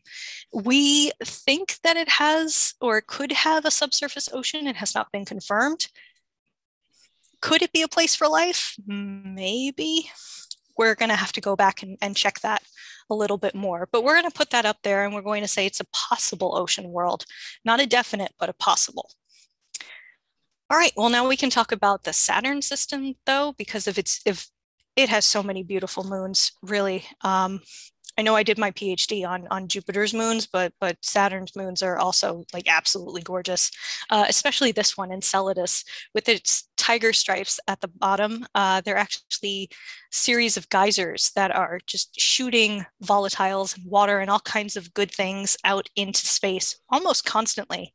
And these were not observed until the Cassini mission actually got to Enceladus. And what was incredible that the Cassini mission could do is it actually flew through some of these plumes, and it picked up information about what the stuff was coming out of Enceladus. And part of that was looking for, could there be a microbe in there, and could we detect it if we flew out or if we flew through it? And the answer was, we flew through it and we didn't find a microbe, but we found a lot of things that a microbe might be very interested in eating. So, like, maybe again, we have this big question mark around Enceladus, as we do in so many other places in the solar system. But we also have Titan, which is Saturn's largest moon. It's one of the largest moons in the solar system. It's another one that has those different layers of ocean, where on the surface, instead of liquid water, there's actually a lot of methane. And the way that the water cycle works here on Earth, there's a methane cycle on Titan that actually works in a very similar way. So the liquid water that we had, that we think is there on Titan, is actually sandwiched in between different layers of ice and rock, just like it is on Ganymede. What I don't have on this slide, but what I do want to mention, is that there is a massive mission coming out called Dragonfly, and it's actually going to Titan, and it's a quadcopter. So it's actually a specific design to land on the surface, pick itself up and fly somewhere else and land in a different place on the surface. It's, if you are familiar with the Ingenuity drone on the newest Mars rover, Perseverance, the quadcopter for Dragonfly is actually a little bit bigger, but it is kind of based on that design. So that's going to be a really cool mission. So please keep your eye out for that too. That is, it's still in the works, but it's coming. So we also have the Uranian satellites. Now we're beyond Saturn, and this is where our information starts to get a lot less resolved, just because we've only been to these Uranian satellites once, and it was Voyager 2 in 1986, and all it did was fly by. So we have pictures and not a whole lot else of these wonderful different moons. And it too has a lot of, Uranus too has a lot of wonderful moons that we're still trying to figure out. The larger satellites like Miranda and Titania, they're covered in water and carbon dioxide ice. So again, now we're getting to the part where the carbon dioxide ice in the beginning was starting to solidify. And this is where it came. And both of these may have subsurface oceans, but again, we've only been there once. So we need to go back and see if there's a little bit more.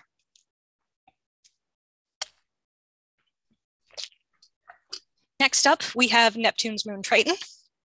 And this one was only visited by Voyager 2 in 1989. So it took 3 years to get from Uranus to Neptune. That's how far apart they were. Oh, I do have to update this slide because it says there's a potential upcoming mission called Triton that actually did not get selected. And it was really, really sad. I was personally very sad about it because I would really have loved to go back to Triton. What we think Triton is, besides a moon of Neptune, we actually think it's a Kuiper belt object that got caught in Neptune's gravity field. And if that's true, like that would be a massive, massive finding. And it's been theorized, but never fully proven. It's mostly proven, but not fully proven. So another mission to get to Triton would have been an incredible discovery. We would have learned so much, not just about moons, but about Kuiper belt objects too. So in the future, if a Trident-like mission comes back up, I'm going to be in huge support of that one. But we also care about Triton because it's one of these places where that cryovolcanism might have happened again. So we have a couple of examples now of places with cryovolcanism. We have water coming back and not only changing the interiors of these planets, but the exteriors too, or at least the parts that we can see. Now we start talking about Pluto, and this is where the story gets really, really interesting. Because Pluto, we expected it to be a pretty dead world. The New Horizons mission went out there, and it was a fantastic mission. Again, only a flyby, so something like what Voyager 2 did with the Uranian and Neptunian satellites. But when New Horizons got there, it turns out that Pluto is a very, not so much active, but at least a dynamic world. It was definitely a lot, there was more going on than we expected. So this was a really big surprise. And then the big question became like, well, why is that? Why is it so varied? Why does it have so much going on? You'll see in the bottom right of this screen, that's a map of the different concentrations of different ices on Pluto's surface. And you'll notice that the H2O in blue at the bottom right of the bottom right, it's actually not even as widespread as something like the nitrogen or the methane or the carbon monoxide ice, which is a really interesting finding in itself. So Pluto itself is a weird little object, and it was a lot weirder than we expected. But I'm going to talk about Charon specifically because that is the object that I do a lot of work on. So here's a picture of Charon and a zoomed in on that middle scar that goes across its center. That is a big divide that actually goes between Ozterra to the north, where that red spot is, and Vulcan Planitia to the south. I do have to specify that these names are not official, but they're what everyone calls it. So I hope they get adopted as official. And this is another place where we see there might be evidence of cryovolcanism, specifically in that southern half of the moon in Vulcan Planitia. And we see that there are smooth surfaces there, there are fewer craters. Maybe this is some kind of clue that there was some late stage ice volcano eruption that just oozed out all kinds of ice and smoothed out the area. If that happened, that would be a really cool find because that actually shows a lot of activity on Charon that we might not have expected had we not gone there. So again, this is something that I'm actually working on. I got a NASA grant last year to study this question. So I'm going to talk about it in a little bit more detail before moving on to the very outer part of the solar system. So now we have this question of remember how I said earlier that we don't really understand how cryovolcanism works? Well, we don't. And it turns out that's a really good question to study in terms of what kind of research you want to do. So we proposed and got this grant, and we talked about how we wanted to ask the question of how does cryovolcanism work and how does it differ between different planetary bodies? And we decided to focus on Charon because we had the most recent data from Charon to study cryovolcanism. So we had like the most updated technology, we had the best pictures, we had pretty decent coverage and really good technological tools. This is why we started here. So I've talked a bit about the different places in the solar system where cryovolcanism can happen. We talked about Ceres and the asteroid belt. There are also many different satellites in the outer solar system, especially Triton, that are good examples of this. So we figured that if we studied it on Charon, we might be able to figure out how it works, not only on Charon, but elsewhere in the solar system. So this becomes a fundamental process that we can now understand. And just to give you an idea of what is going on Charon and why we think this, we think that Vulcan Planitia, which is again that southern part, was covered with a relatively smooth flow. This giant outpouring would have been caused by a subsurface ocean that actually froze. As ice freezes, this is a weird thing about ice too, as ice freezes, it actually expands. And this would have opened up cracks in Charon's surface that would have caused whatever was liquid to ooze out just to relieve some of that pressure. And we actually can estimate from the pictures that we have that this extensional strain might have been between 1% and 2%, which doesn't sound like much, but when you're opening the crust of a planet by 2%, that's a lot of extra space that now stuff can ooze out of. And we just think maybe that happened more in the south than in the north of Charon. The problem is the crater age estimates that we have on Charon versus the modeling that we can do to study this potential subsurface ocean, they don't match. That the crater age estimates, even with their billion-year error bars, do not overlap with the modeling ages. So this is what we have here. We actually have a knowledge gap. And this is what we wanted to study with this project. When I have more results on that, I will definitely let you know. However, one thing I can tell you a lot more about is something called the Kuiper belt object Haumea, and I just finished up work on this. It's the fastest spinning large object in the solar system. It actually has 2 moons and a ring, but it's a Kuiper belt object. So this is like way beyond Pluto. Pluto's at 39 AU. Haumea is actually at 43 AU. And what we actually found is that the process of serpentinization, again, that forced insertion of water molecules into the structure of a rock probably happened on Haumea. And what's really cool about this is that I found evidence that Haumea itself would have been able to sustain a liquid water ocean only for, well, I say only, it's still a pretty long time, but for about 250 million years, Haumea itself, even though it's not as big as some of these other planets, still would have been able to have its own liquid water ocean, which could make it the most distant ocean world known in our solar system. Okay, we finally reached the end of the solar system, but it turns out we can keep going, because now we can start talking about ocean worlds in the context of exoplanets. And so now we're starting to get more into the astronomy part of it. And again, I just want to emphasize the connection between planetary science and astronomy when it comes to exoplanets.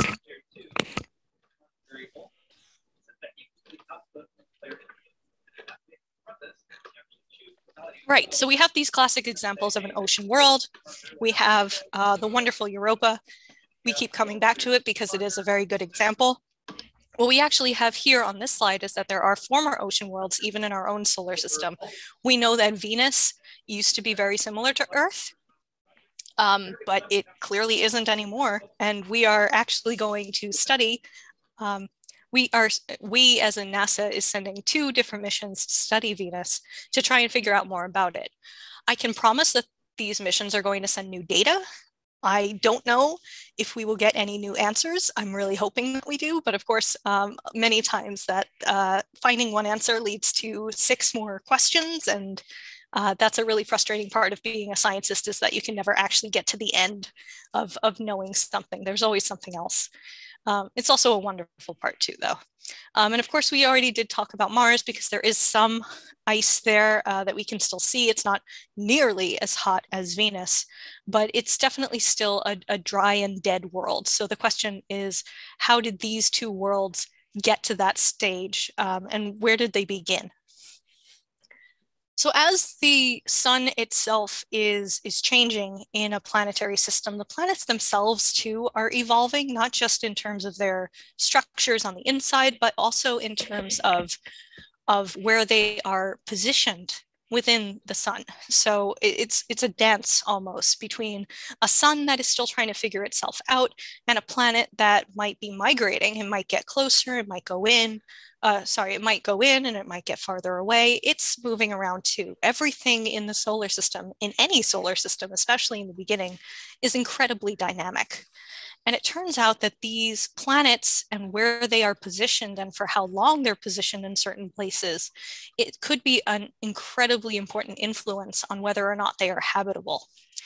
So what this figure on the left is showing is the extent of the habitable zone. So when I say habitable zone, I mean the limit of between which, like the inner limit and the outer limit, between which liquid water is stable on a terrestrial planet that is roughly Earth-sized. So just liquid water on the surface or at a subsurface ocean. This does not mean that the planet is habitable or is inhabited. It simply means that liquid water could be present at its surface. So for a hotter star, that habitable zone would have been farther out than it would be for our star. And for a cooler star, like a red dwarf, it would have been closer in. And this is just a function of the temperatures of these different stars. But again, the different planets themselves could be moving around. And that kind of migration could influence the amount of time that they spend in the habitable zone, which leads to how likely it is that they could have spawned life. A planet might need to be in the habitable zone for 500 million years. And if it's only in the habitable zone for 300 million years, then that's not long enough. And knowing these limits, or at least estimating what these limits are, is an important step in determining habitability of exoplanets. But we can also talk about the Trappist-1 system. It's one of the most famous planetary systems, mostly because it has 3 different planets in the habitable zone. This is it's not totally unlike Earth or unlike our solar system, but what's very interesting about this system, among many things, is that it surrounds a red dwarf. So it actually, these planets are much, much closer to their star than our planets are to our sun. And that's illustrated very well in this graph here. But just to show you a comparison between the two, because I'll reference this in a couple of slides, there are wonderful parallels and there are wonderful differences between these two systems. And it's why it's so fascinating to study is because they're just so different.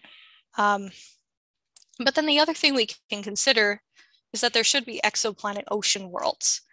And a lot of these ocean worlds and these ice giants that we see in our solar system, so something like Uranus and Neptune, they're not quite like what we would find in exoplanet solar systems. There's actually no great analog for what an ocean world or ice giant might be in a different planetary system, mostly because what we are looking at is not exactly, we can't exactly see a Neptune in another solar system. And most of that comes down to the fact that our Neptune is so very far away from the sun. It takes so long to orbit.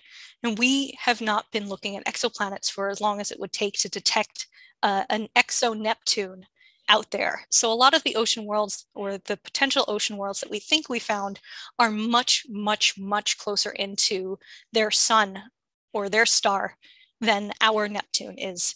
And that makes it very difficult to try and determine what these other planets are like, because we don't have a perfect analog to it in our own solar system. But we can look at what we do have, especially planets like Venus, and we can look at how they might have changed and the factors that went into making Venus the way that it was today, because maybe that's the fate of a lot of these different worlds.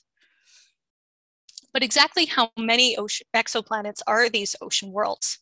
And that's a question that a team led by Linnea Quick in 2020 looked at. And so they examined 53 of these terrestrial exoplanets. So I don't precisely remember what their selection criteria was, aside from that they looked at exoplanets that were terrestrial, so they were rocky bodies. No gas giants, no hot Jupiters, none of that. And they put limits of up to 8 Earth masses and up to 2 Earth radii. So something relatively Earth size, plus or minus a couple of Earth masses. They found that all of these exoplanets should actually be active, whether they're volcanically active or cryovolcanically active. And they did so by estimating how much tidal heating might have occurred and how much radiogenic heating would have occurred from the decay of different radioactive elements in their cores. The tidal heating is caused by the orbit around a more massive body, in most cases the star that these exoplanets go around. And it turns out that not only should all of these planets be active, but up to a quarter of them could be candidates for ocean worlds, 9 of which could be cold ocean planets, like something like Europa, but on a much, much bigger scale. And it turns out that they did actually analyze the entire Trappist-1 system. And it turns out that all of the worlds in Trappist-1, not just the ones that are in the habitable zone, could be ocean worlds. So maybe these ocean worlds that we see in our solar system are a lot more common in other exoplanetary systems than we really thought. And again, why are we looking at ocean worlds in our own solar system? Why do we care so much about water that we won't be able to touch, that we won't be able to use? Why does it matter? Water is one of the most powerful forces on Earth. This is a picture of the Grand Canyon, and it was shaped over millions of years by the Colorado River slowly going through it. But we also see the devastating power of things like hurricanes and floods and tsunamis in our world almost on an annual basis. And so understanding water and its effect on not only surfaces, but even interiors, as we're starting to understand, is a fundamental part of us knowing our solar system and thus being able to extrapolate to other solar systems what might be going on there.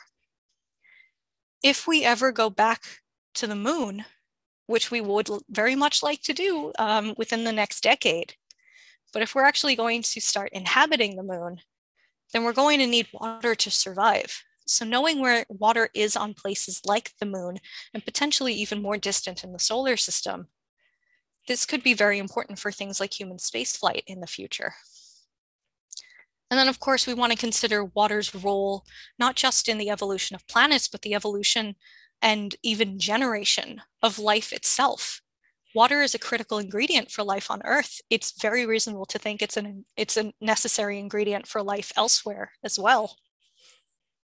And if we can figure out where the water is, maybe we can figure out where life is. And it helps us to answer the question of perhaps fundamental importance to who we are as humans, which is the question of, are we alone? So that is the end of my talk. I thank you all for your attention.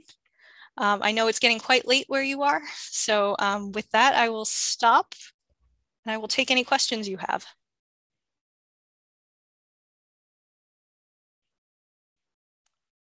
Jessica, this is Mark Linnefelter.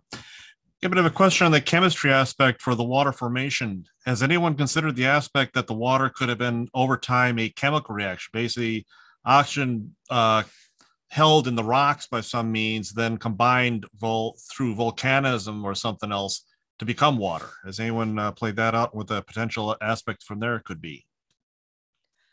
Oh, I do think it has been done. I don't know who has done it, though. That's the problem.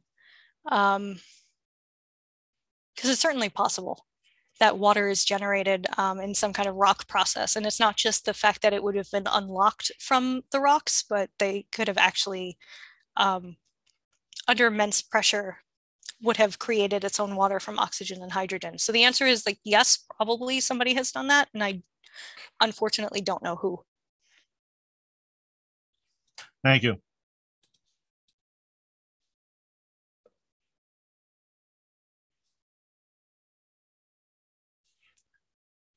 Come on, she didn't put everyone to sleep, did she?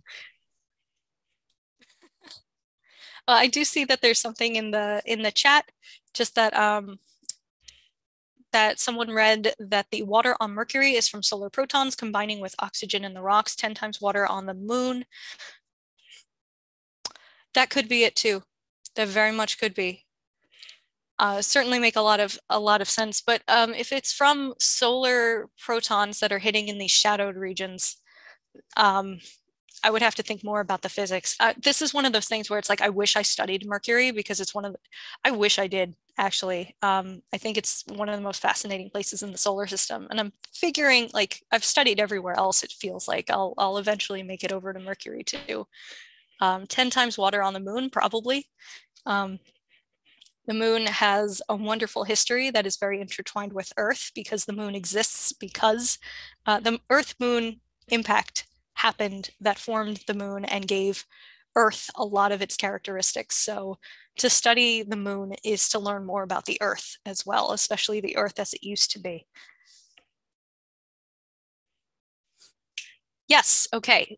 So Thor Olson asked, can you explain how water isotope differences in comets rules them out as a source? So they looked at these two different isotopes, oxygen 18 and oxygen 16. There's a standard on Earth called the standard median of ocean, or the standard mean of ocean water, or SMO. And this is a pretty well, like geochemical, this is a geochemically known answer. It's literally the standard for all oxygen isotopes on Earth. And going to these different comets and getting actual samples from these comets showed that the oxygen isotopes were just too different. They were too far outside of the norm of what the ocean SMO values were. And I think they just ended up being too depleted relative. So instead of having a ratio of something like the oxygen 18 to the oxygen 16 of, say, 7, I think it was maybe more along the lines of something like 1. So it just ended up that the oxygen ratios themselves were so different that they could not be explained away with any kind of geochemical alteration or geochemical misalignment or anything. Again, the SMO value that is used as the standard is very well known on Earth. So this is the weird part, where it's like, the obvious answer was not the answer. So that made us keep digging. But it really just came down to the fact that these values just did not match, and that no amount of geochemistry knowledge or testing could have possibly made them match. So what does that say about the explanation for why they might be different? Where did the water for the comets come from to begin with? Why would it be different? So comets are thought to have formed down in the Oort cloud, which is even beyond the Kuiper belt. And it might just be that the oxygen isotopes out in the Oort cloud, so heavier isotopes will move a bit slower than the lighter isotopes. So the lighter isotopes should escape much more frequently, especially if there's much more activity in terms of thermal heat. So if there is a lot of oxygen 18 and low values of oxygen 16, that indicates there's some kind of temperature difference that would have happened. There was something that happened that actually pushed out all of the oxygen 16. But if it's a relatively low 18 to 16 ratio, then that means it was just very cold, and it was consistently cold for where these comets were when they were forming. So that would be my answer, is just they came from a much colder place that was always cold. And out in the inner solar system where we are, things were just heating up and cooling down a little too much.